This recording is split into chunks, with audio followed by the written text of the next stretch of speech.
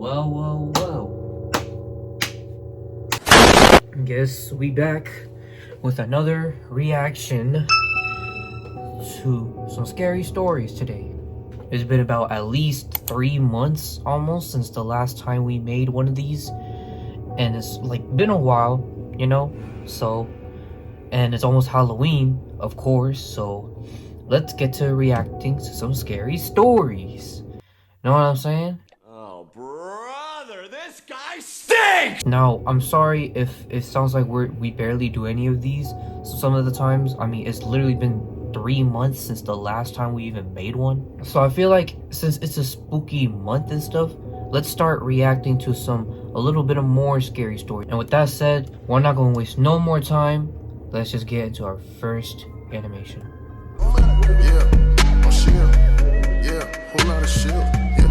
So this first animation that we're going to be watching is an animation that I actually saved on my watch later in case I'm about to make another reaction to some scary stories for this spooky month, and it's called The Long Neck Ghost, made by the Urban Legends Animation.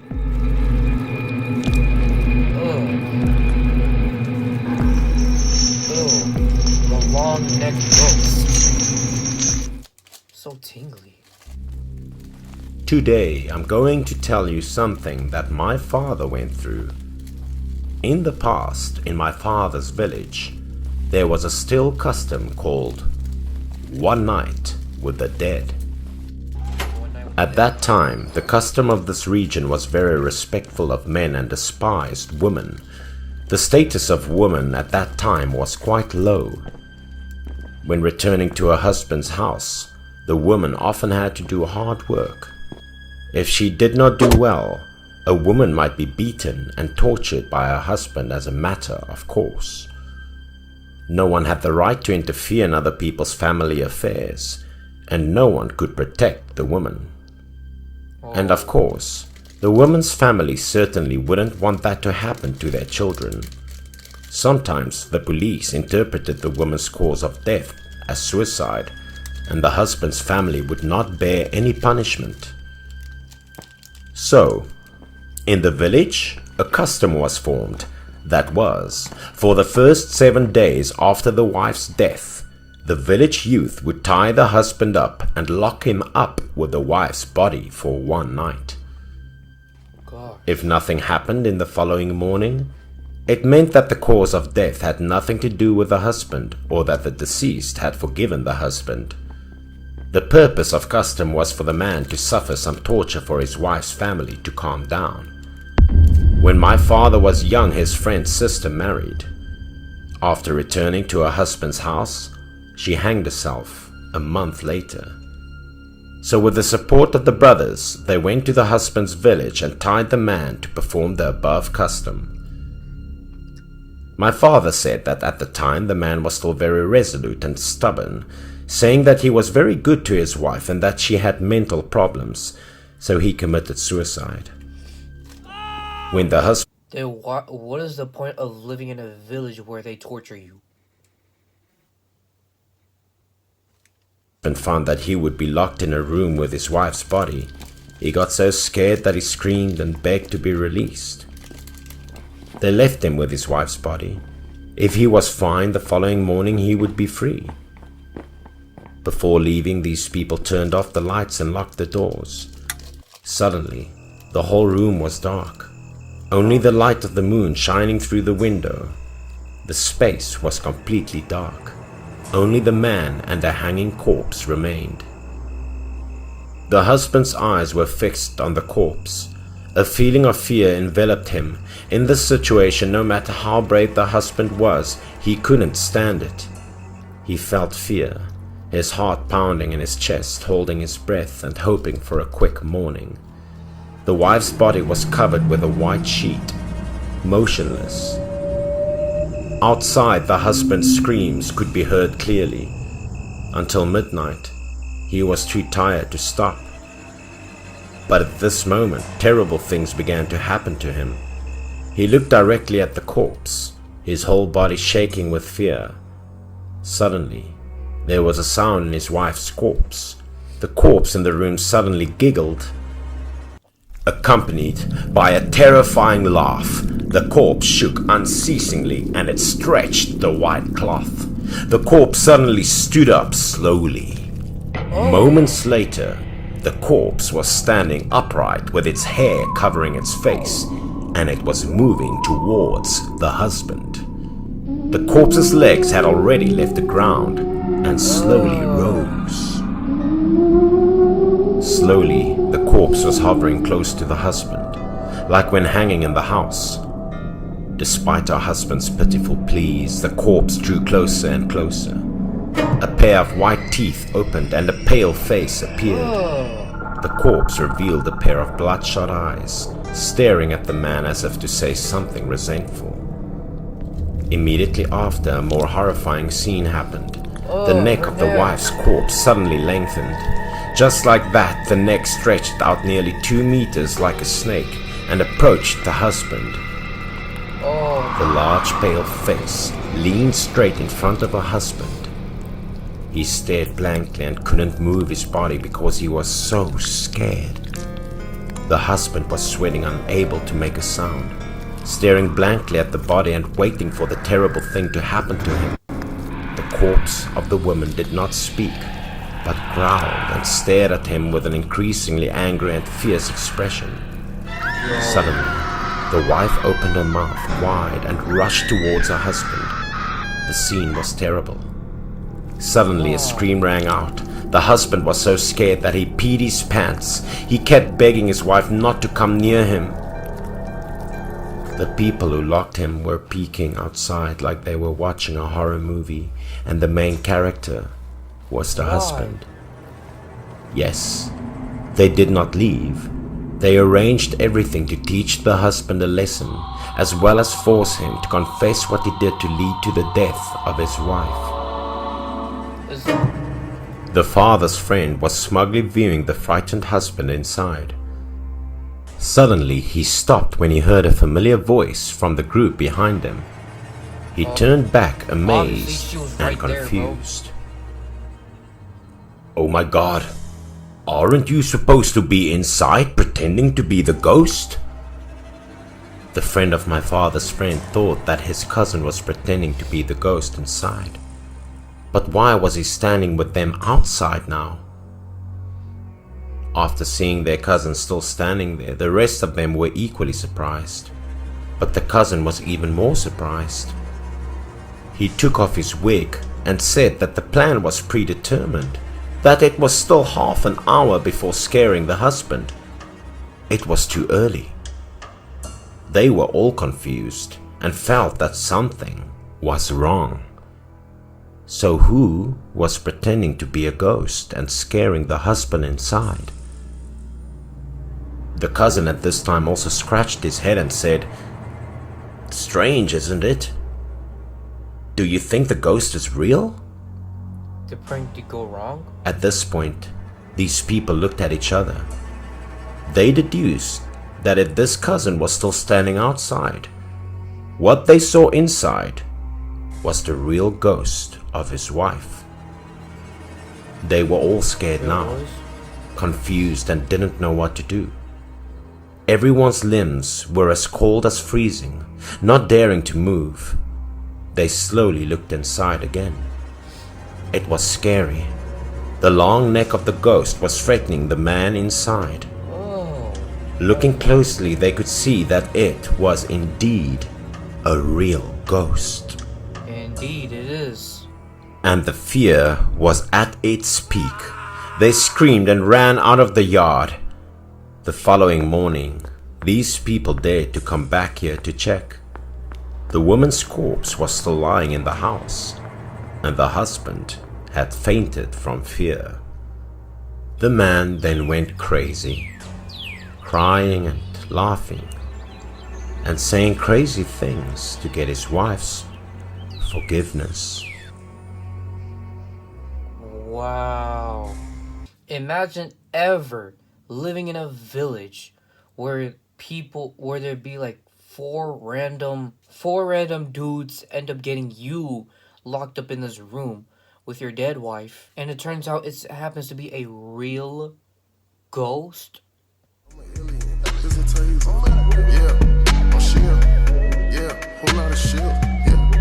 Okay, so this next story we're about to watch is The Babysitting Nightmare, and it is made by the one and only Entertainment. 2 years ago, I met a man while I was taking a walk in the park in front of my house. He used to jog along the trail every day, and we would talk occasionally. Soon enough, we became friends. He seemed like a nice guy.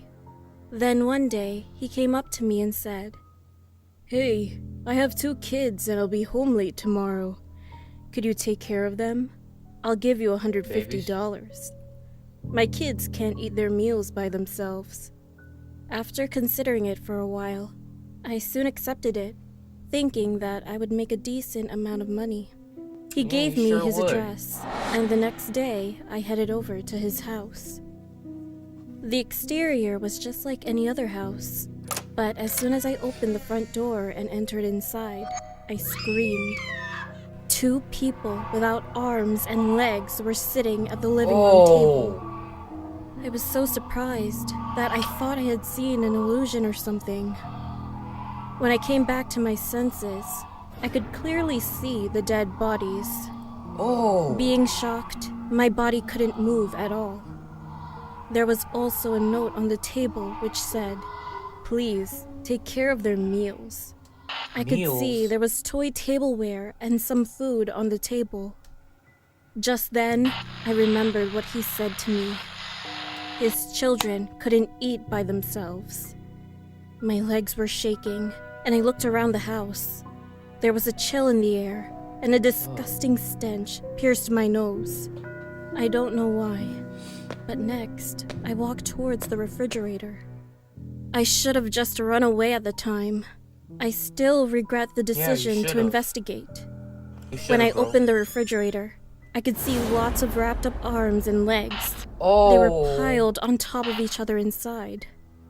Screaming, I fell backwards. Then I heard the front door open. When I looked back, the guy was approaching me with a chainsaw. He said, "Now we have 1 more, kids." I was frozen with fear. However, I immediately took out the pepper spray I always carried in my pocket in preparation for the worst and sprayed it on his face. After turning on his chainsaw, he ran towards me, but then he got sprayed in his eyes and writhed. Ugh, my eyes! I managed to run away from his house and call the cops.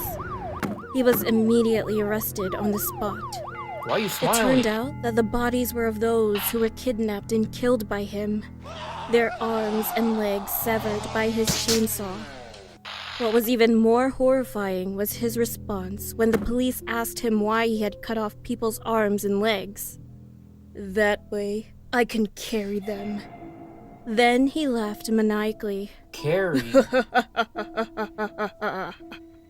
To this day, I live every day grateful that I survived that crazy encounter. What would have happened to me if I couldn't escape from there?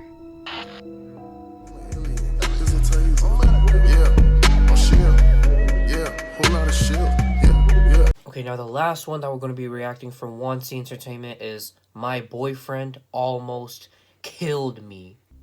My boyfriend I've never had the best of luck with guys. I appear to have poor taste when it comes to dating. After separating for good from my kid's father after 5 years, I was ready to just be myself. About 3 months of being a single mother, my neighbor approached me stating that a friend of his, Steve, would like to meet me. It didn't take long before he charmed his way into my life. The first 6 months were amazing, but he began to drink more and more, and each time he would get extremely agitated. That's the sign of a bad boyfriend, alright? I can tell you. He would start fights with random people, and even some of our friends. Slowly, our friends would stop coming around, knowing how Steve got when he drank. This, however, did not stop him from drinking. But now all the anger was aimed at me. It took roughly 6 to 8 months of buildup, from name-calling and shoving to punching and choking. Suddenly, this became a very abusive relationship. One time, I escaped out of the bathroom window. He later found me by beating up a friend of mine until he told him where I was. Steve began stripping all of my clothes off in a drunken rage while laughing at me and challenging me to go ahead and try to escape while I was naked. The last night of abuse was by far the worst. Before Steve started drinking that night, I told him that my son, 3 years old, was not feeling very well, and I was going to stay with him as he fell asleep. My plan was to spend the night with my son. At around 2:30 in the morning, I heard the bedroom door open. I lied there pretending to be asleep. Several seconds went by. I held my breath as tears began to form in my eyes. When I suddenly felt his hand on top of my head, he grabbed my hair and yanked me out of bed, whispering in my ear, "I know you're avoiding me." Once in the living room, he threw me on the floor, then accused me of trying to leave him and demanded to know why. Before I could answer, he angrily came to the conclusion that it was another man. "I swear to God, if I catch you with another man, I'll kill you and him." He was obviously more drunk than normal. He punched and kicked me a couple of times, and I fell to the floor. I started to crawl to my son's room, and he slowly came from behind me, asking, "Where do you think you're going?" He then walked in front of me, kneeled down, and said, "You stay right there or I'm gonna hurt you real bad." He then sat on the couch and watched me as I sobbed on the floor. After about 30 minutes, it appeared that he passed out on the couch. I decided that this was my chance to escape. I put on an oversized shirt, Hit him first. picked up my son, and slowly crept by him. He suddenly woke up and grabbed my leg and said, "Where are you going?" I stammered out that I was going into the kitchen with my son to get him a drink. He then angrily replied, "Hurry up." As soon as I entered the kitchen, I ran out of the front door with no... Lady, might as well just get a knife and then just stab him or hit him on the freaking arse. As soon as I entered the kitchen, I ran out of the front door with no pants on, no shoes, and no purse. I carried my son all the way to the police station, which was thankfully only a few blocks away. After hours, the way the police station is set up is that you go into a room and press a button and talk to someone on the intercom. I ran in and put my back to the wall and pushed the button behind me as I slowly slid down into a sitting position while holding on to my son, waiting for Steve to burst through the door at any second. I remembered thinking if I was going to be beaten, at least it would be on camera. On the speaker I heard, "How can I help you?" All I could do was cry. I couldn't even get a word out of my mouth. I didn't know how to explain. 2 officers came out to assist me. A female officer took my son and got him some food, and I went with the male officer to make a report, and he gave me a blanket. After 15 minutes, I heard Steve screaming my name as they brought him down the hallway. I held my breath as if he knew I was behind the door. 30 minutes later, an officer came back with a sergeant. At first, I thought they were going to tell me to go back home and gather my belongings while Steve was being held in custody. Instead, they asked me more questions about his anger issues and if there had been any previous fights. I explained to them Steve's alcohol problem and how he had become increasingly more abusive. They then showed me a list in Steve's handwriting detailing how he would dismember my body in a good spot where I would be buried without being found. He also had possible dates written down with past dates crossed out. I couldn't breathe when I read this, and by this point tears were streaming down my face. I looked at the cop and asked, "What does this mean?" He looked back at me and said, "It means you're lucky." Steve was charged with attempted murder, kidnapping, and assault. I left back home to Arizona before the trial started, but gave a detailed statement before I left. Steve, of course, pled not guilty, but in the end, he received 2 years in prison. Just before I left for Arizona, I received a letter from Steve. It simply read, "It's not over. You'll always be mine." Yeah, that's the thing. Be careful whoever you want to start dating. Yeah, oh shit, yeah, whole lot of shit. The fourth animation that we're about to be watching is from Llama Arts. My parents were traveling for the weekend, as it was their anniversary, and to no surprise, they wanted to be alone. This meant that I had to take care and be in charge of my little brother, Oliver.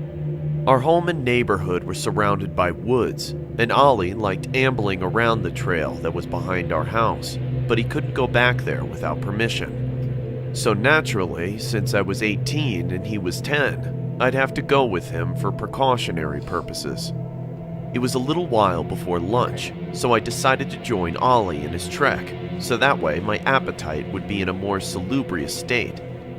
It was spring, and the leaves were meager and just starting to grow back onto the trees, which also meant I had to watch out for any sort of dangerous animals that could possibly lurk out and cause harm to any of us. I could hear Ollie sniffing the air, and then him groaning at something. "Something smells like shit," he said nasally, as he pinched his nostrils shut. "Hey, watch your mouth," I retorted, surprised by the sudden curse. Yeah, watch Just your because mouth, Mom bro. and Dad aren't here doesn't mean you're allowed to say whatever. I did, however, sniff the air. He was right. There was a smell of rotten meat that permeated my nose. It was like roadkill. I saw what looked like legs by a tree about several yards from us. "Stay right there, It's a dead okay?" horse. I instructed Ollie. He It's a dead nodded horse. in agreement while keeping his hand on his nose. I leisurely walked forward and turned the tree to see what the thing was. It was a deer, and it was dead all right. Flies droned and swarmed around it. I was used to seeing dead animals around here. Hunting was pretty frequent. But there was something that rather took me aback. It was the fact that the way its neck had been ravaged into. It was almost entirely gone and torn down to the bone. A bear would go down to the muscle and stop there. But to the bone? This had to have been from something much more vicious. But what? I looked back to see if Ollie had actually done what I urged him to. He did, but he was peering out to the woods. His eyes, so fixated, were filled with concern and his face unnerved. "You okay, bud?" I asked, noticing his expression. "Something's out there," he murmured, as he continued to seem alarmed. What is... I looked to see if he was What's kidding out there? around. All that was in my view were the trees and brush. It might have been a deer or something. Don't worry so much. Come on, let's go back and get some lunch. And so we did, just to reassure him. I made ourselves some peanut butter and jelly sandwiches as we watched a movie for a bit. Ollie usually liked his sandwiches, and he'd been done with it in a few minutes, but he ate his so sluggishly. I didn't bother asking what he saw, because I figured that he must have scared himself, and that he'd get over it in a while. However, the back of my mind was still unsettled by that deer. How could its neck have been mutilated like that to such a grisly state? Night dawned upon both of us, and Ollie was begging me to let him sleep beside me as I put him to bed. "What's gotten into you?" I asked him. "That thing's still out there. It was staring at me. It was dark and big, bigger than you. I'm sure you just scared yourself. If anything was out there, it wasn't anything dangerous." He continued to beg me, but I kept refusing, and told him to close his eyes and that he'd forget about it in the morning. I laid down in my bed, ready for a good rest. I like keeping my TV on just so I have a source of light in my room. I felt my eyes starting to sag and get heavy as I slowly felt myself growing drowsy. There was a sudden snap from outside. It sounded like a stick being splintered. I figured it was some animal, like another deer, but what would be out at this time of night? No. My TV was still on, There's so not. I decided to watch a little bit more, just so I could go back to sleep. Without even thinking, my gaze floated to the window, and my heart punched the inside of my chest. There was something at the window. I couldn't see what it was, save for the eyes. They were milky and Some opaque, freaking lady. almost lifeless, but they were staring right through me. I tried to make it seem like I didn't see the figure outside, and just roll over onto my stomach and pretend to be asleep to try and avert it. I then heard something against the glass. The thing was scratching my window. The sound was piercing my ears and grated at my nerves. My chest started to feel full as my breath started to shorten. My window was starting to open, and I could hear that thing climbing into my room. Its presence was clearly made, as its shadow covered my entire bed in black. I sat there hyperventilating for what seemed like hours, until I felt the mattress start to sink in. The springs groaned as the thing had climbed onto the bed. I felt I could literally die from fright right there. The thing started to move across my bed. I was trying my best not to breathe so hard, but I was completely terror-stricken. It then stopped and stood right at my shoulders. I felt its giant feet clasping onto my shoulder blades. I could hardly breathe. I had a mirror to my right that allowed me to see what was above me, and chills ran down my spine. Oh my. Boy, if you don't. What? I'm telling you, throw some freaking hands, bruh. You 18. And chills Right, ran down my figure. spine. The creature was black, large, and at least 7 feet tall and lanky. Its arms went down to its calves. Its chest leaned over me and stretched to an impossible degree. It didn't even look human or animal. It seemed alien. I shut my eyes tight, hoping that it was just some dream. I could start to hear the creature's heavy breaths and growling. It sounded like a dog, but much more disturbing. At this point, you're in a loose. As it grasped harder, I feared the worst. My ears were ringing. I wasn't breathing while I bit my tongue. My eyes were shut so tight, and the blood flow in my head stopped almost completely. Something then beckoned it off of me, and the creature leapt off. Through my ringing ears, I thought I could hear something like thumps and rusty hinges. I painfully felt the blood flow starting to come back, and I blacked out. Morning came, and I had a massive headache now, and my chest felt so tight. I needed to go wake up Ollie and make breakfast, and I reluctantly did so. I went into his room but found his bed empty. I checked all of downstairs to check if he was there somewhere. Nothing. What did he do? I then thought of the one place he could definitely be if he was hiding. I went outside and took to the path in the back of the woods. I walked some ways while trying to get over the pain in my head when I saw his bare feet by the tree. "Ollie," I said, exhausted and annoyed in my grimace. "Come on, what are you—" What did he... I stopped. I felt my whole entire world collapse as I was bludgeoned with every single negative emotion possible. I put 2 and 2 together, and it answered my questions as it brought my distress up tenfold. Ollie was sitting there. His skin was pale. His cloudy eyes trickled with blood, and his neck was mangled to the bone. He was dead. He wasn't lying. That creature was still out there. How did the freaking guy not do a single move? Like, you could have just freaking... I don't know how I'm gonna edit this though, but you on the freaking bed like this. Might as well just turn around and like... freaking do some moves like that or something.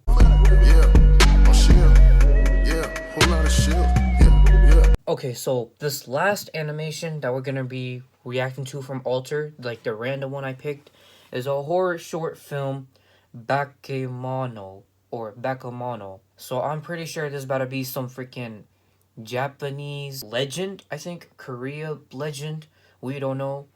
Let's start this. Alter. In Japanese culture, the day before spring is known as Setsubun, or Setsubun. For over 1,000 years, it has been tradition to throw soybeans to summon good luck and cast out evil spirits. Okay.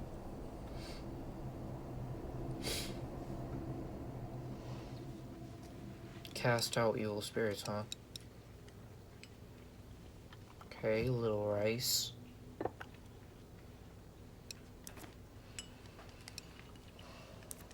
What's up with the little girl? あゆみちゃんまだ残ってるよ。もういい加減にしなさい。早く食べなさい。 I'm not hungry. That was in English. ちょっとなんか言ってよ。 Listen to your okasa.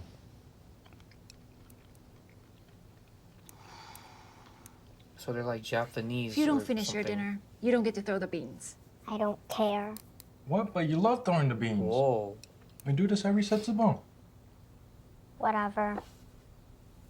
Yeah, and how else are you gonna cast out the evil spirit for the new year? I've never seen an evil spirit. That's because they're all hiding. It could be anywhere. There's different kinds of evil spirits. They could be Oni or Bake or Bakemono. Or anyone. Bakemono.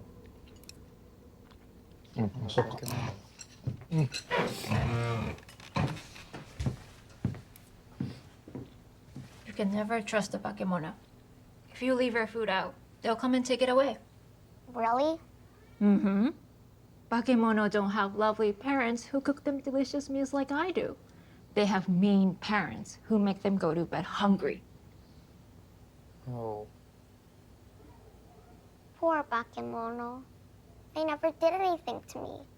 Why can't they live with us? やめなさい。 They can have my leftovers. もういい加減にしなさい。 You made too much. Let the Bakemono eat. Oh.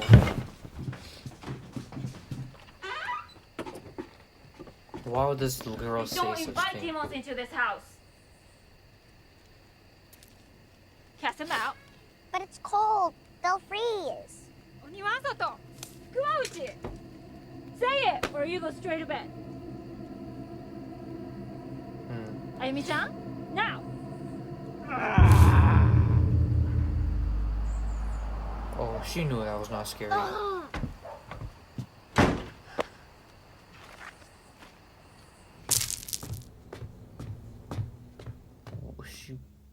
She really doesn't care about this spirit or something. Take care of your girl next time correctly. With this Bakemono thing.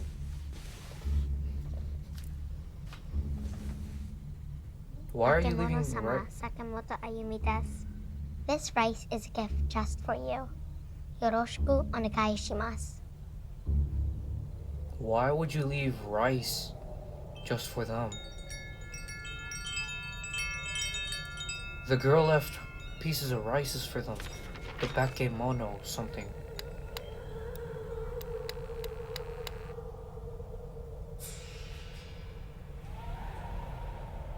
She made the spirit work.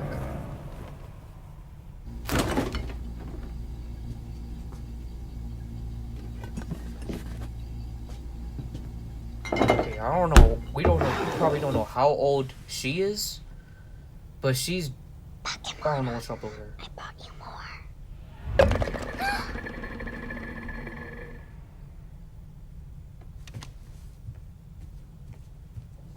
My hair's scratching.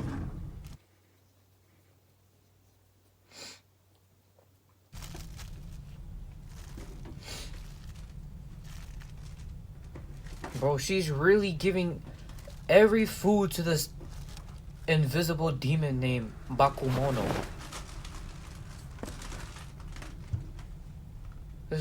This chick, I don't know how old she is, but she really does not trust her family. Yeah, you really don't care if the thing fell, did you?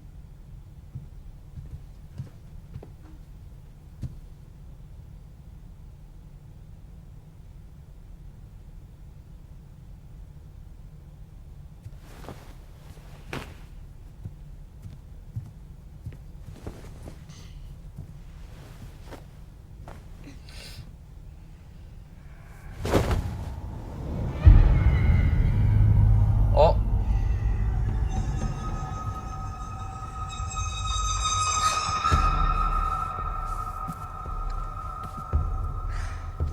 Now you've just found out. Cause she was right there.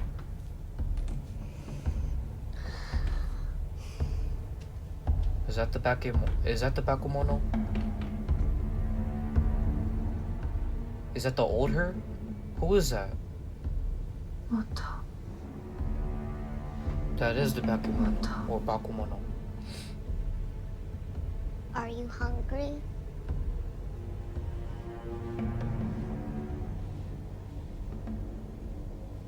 Moto. Wait 1 second. Moto.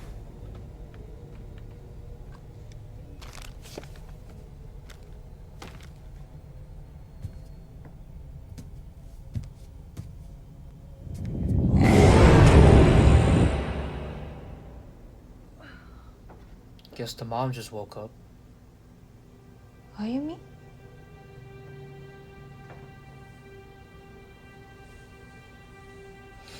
Oh, why her mouth like that?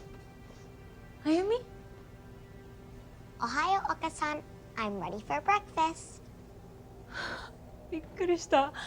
What are you doing here? I'm sorry. I should have listened to you and finished my dinner. But I'm ready for your delicious cooking now. That's great. Now Just give me she's a so minute, okay? Now she's so mature.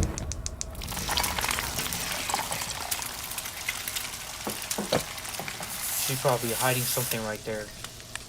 She wants to start being so mature in front of her mom now, but she doesn't. Ohayo. Ohayo, Oto-san. Okasan is making us breakfast. I'm so very hungry. Well, someone slept well. I'm so hungry. Yeah, I can see that. ねえ、朝ごはんまだ? Here's some fruit to start. Yes. And I have eggs and coffee coming up. Thanks so much. May I have some toast, please? もちろんよ、あゆみちゃん。豆まきなんて子供の遊びなのにやっていうこと聞いてくれた。今年こそいいことありそう。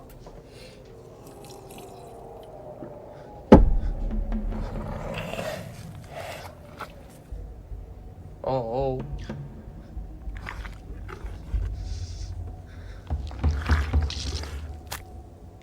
What?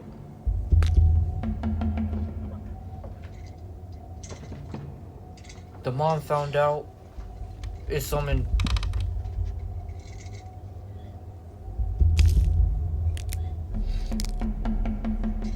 Yeah, it's.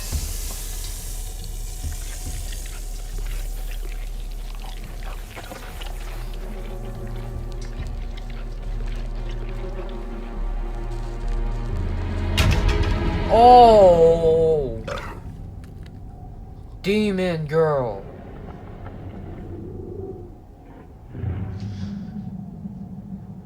She should have.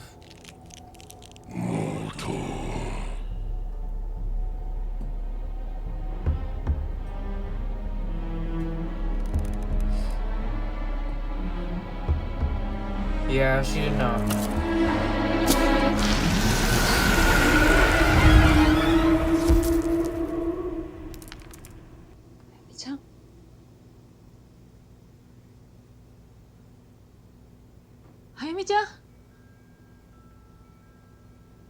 Found out her daughter was taken away. She did not listen.